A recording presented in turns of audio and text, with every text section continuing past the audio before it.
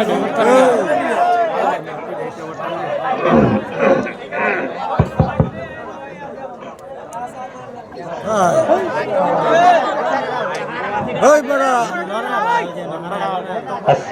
আলাইকুম ওয়া রাহমাতুল্লাহি ওয়া বারাকাতুহু। ইন্নাল হামদালিল্লাহ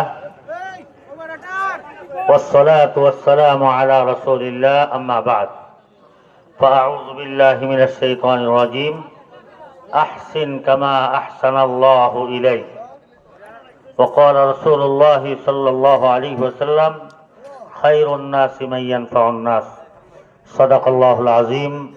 মুআজ্জাজ মুহতারাম, আজকের 11 দলীয় সংবর্ধনা অনুষ্ঠানের সম্মানিত সভাপতি, উপস্থিত 11 দলীয় নেতৃবৃন্দ, উপস্থিত এলাকার গণ্যমান্য ব্যক্তিবর্গ, উপস্থিত ইয়াং জেনারেশন তথা যুব সমাজ, উপস্থিত শিশু কিশোর বাচ্চারা, মহান আল্লাহ পাকের দরবারে লাখো কোটি শুকরিয়া যে মহান আল্লাহ পাক আমাদেরকে দেশ এবং জাতির ফিকির নিয়ে লম্বা সময় বসে কথা বলা এবং শোনার সুযোগ করে দিয়েছেন। সেই জন্য মাবুদের দরবারে সকলেই কালিমাতুশ শুকর আদায় করি, সকলেই বলি আলহামদুলিল্লাহ। আলহামদুলিল্লাহ। প্রিয় হাজিরিন, আল্লাহ পাকের বড় দয়া, বড় অনুগ্রহ, বড় ভালোবাসা, যে ভালোবাসা কোনোদিন শুকরিয়া আদায় করে শেষ করা যাবে না। আজকে আপনারা যেভাবে গণসংবর্ধনা অনুষ্ঠানে উপস্থিত হয়েছেন, আজ থেকে 2 মাস আগে কখনো এটা চিন্তা আপনারাও করেন নাই, আমিও করি নাই। আল্লাহ পাক তার মর্জি, তার ইচ্ছা, যেভাবে ইচ্ছা সেভাবে তিনি করে থাকেন। আপনারা অনেক বাধা বিপত্তির সম্মুখীন হয়েছেন, অনেক সমস্যার সম্মুখীন হয়েছেন। সকল বাধা বিপত্তি পিছনে ফেলে বুকে সাহস নিয়ে চেয়েছিলেন যে একজন ইনসাফের প্রতীক, তাকে আমরা সামনে এগিয়ে নিয়ে যাব। আমিও আপনাদের কাছে সে পরিমাণে আসতে পারি নাই যে পরিমাণে না আসার পরে আপনারা আমাকে সাড়া দিয়েছিলেন। আজকে অনেকের বক্তব্য এমন শুনি যে হুজুর আপনাকে না দেখে ভোট দিছি, একবার দেখা দিয়ে যান।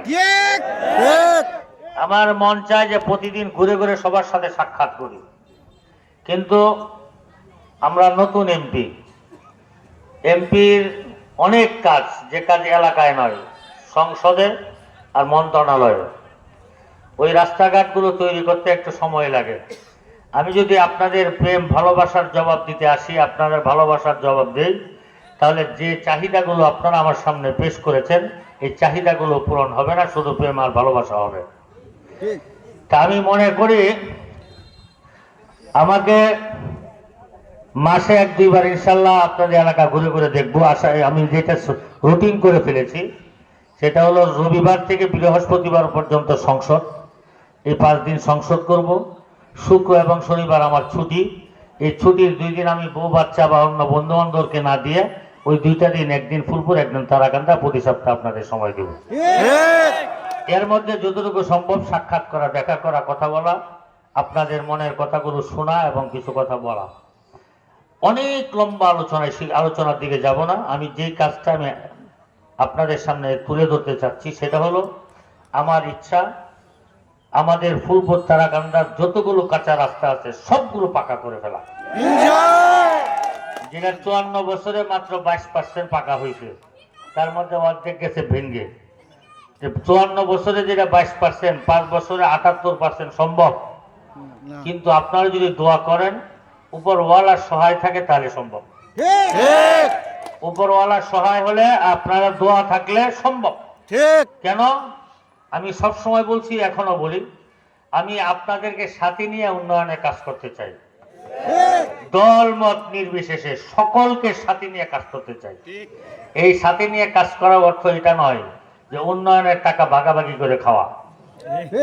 সাথে নিয়ে কাজ করার উদ্দেশ্য হলো আমাদের উন্নয়নের একটা টাকাও যেন কেউ চুরি করে খেতে না পারে। একটা টাকা, যে আপনারা যারা যুবক আছেন, ইয়াং জেনারেশন আছেন, মুরব্বী যারা আছেন, তাদের সকলের প্রতি আমার আহ্বান থাকবে, আমি যখনই জন্য যে কাজ বের করে আনবো, আমি আমার ফেসবুক পেজে দিব, আপনাদের সকলকে জানাবো। কোন এলাকার কোন কাজটা আসবে, কত টাকার বাজেট সেটাও আমি দিব। আপনারা, আমি তো একা সব ঘরে ঘরে গিয়ে প্রত্যেকটা কাজ দেখাশোনা করা সম্ভব হবে না। আপনারা প্রত্যেক এলাকায় যে কাজটা আসবে, আপনারা আমাদের এলাকার স্থানীয় নেতৃবৃন্দ যারা আছেন তারা এলাকার গণ্যমান্য ব্যক্তিদের নিয়ে ফার্স্ট টু লাস্ট সব কাজগুলো পর্যবেক্ষণ করবেন। কাজে যেমন দুর্নীতি না হয় এবং কাজে দুর্নীতিও হবে না, কাজে কোনো টাকা মারিং কাটিং হবে না। সব টাকা ইনশাল্লাহ আমরা উন্নয়নে কাজ করলে, যদি আমরা কোনো চুরি দান্দামি কারো সুযোগ না দেই। আর আপনাদেরকে অনুরোধ করব যারা আছেন, আমি টোটাল ফুলপুর তারাকান্দার সবাইকে বলবো, গত 17 বছর আল্লাহ পাক আপনাদের জীবন বাঁচায় রাখেন নাই? রাখছেন কিনা বলেন? চুরি চুট্টামি করতে পারেন নাই, যারা দান্দা করতে পারেন নাই তারা কি না খেয়ে মরে গেছেন? আমি আপনাদের পায়ে অনুরোধ করে বলবো, সকল দলের নেতাদেরকে বলবো, আগামী 5টা বছর সরকারি টোটাল বরাদ্দের টাকা জনগণের পিছনে খরচ করার সুযোগ আপনারা করে দিবেন। এখান থেকে না আমার জন্য 1 টাকা রাখবেন, না আপনারা 1 টাকা খাবেন। আমি যে পেশা করে খাই এই পেশায় খাবো, আপনারা যে পেশা করে খাচ্ছেন এই পেশায় খাবেন। আর যতটুকু সরকারি বরাদ্দ আসবে পুরাটা আমরা এলাকার কাজ করব।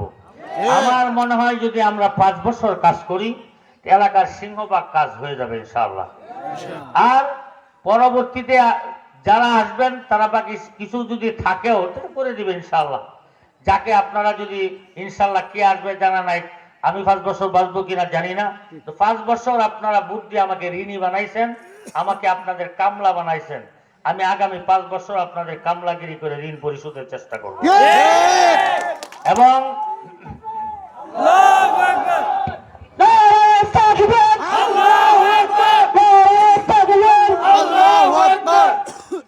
আপনারা জানেন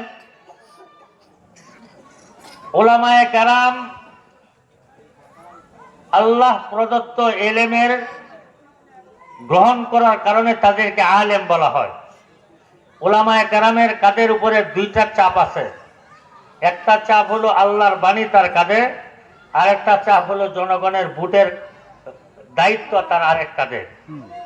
আমি মনে করি যে আল্লাহ পাকের দায়িত্ব পালন করতে গেলে আল্লাহকে যদি সামনে রেখে, হাজির নাজির রেখে আমি আপনারা সবাই কাজ করি, আমাদের কারো দ্বারা কোনো ধরনের দুর্নীতি হবে না।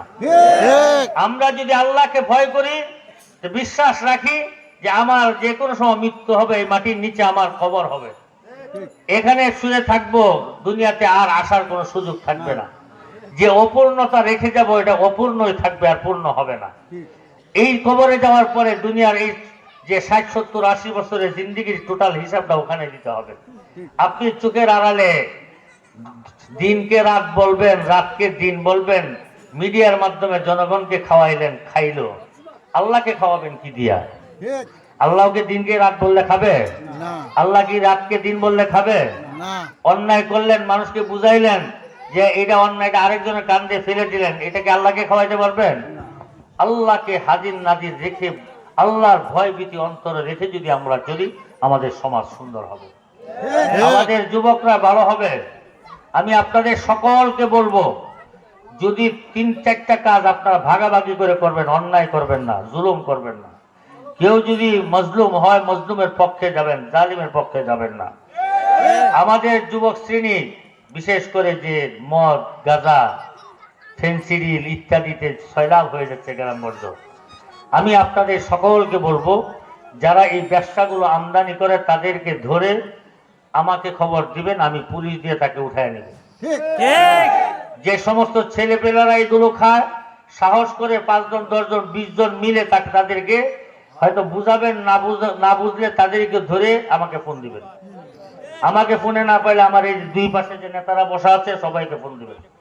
আমরা এই সমস্ত ছেলেদেরকে আগে চিকিৎসা করাবো, ফেন্সিডিল দুধ থেকে দূরে রাখার চেষ্টা করব। 1 বার 2 বার 3 বার চেষ্টা করার পরে ভালো হয়, এদেরকে চিল্লায় পাঠাবো, চিল্লা দিয়ে এদেরকে নামাজি বানায় নিয়ে আসবো। কিন্তু তাও যদি ভালো না হয়, তাহলে তাদেরকে শ্বশুর লাল দানায় পাঠাবে। আজান শেষ হোক।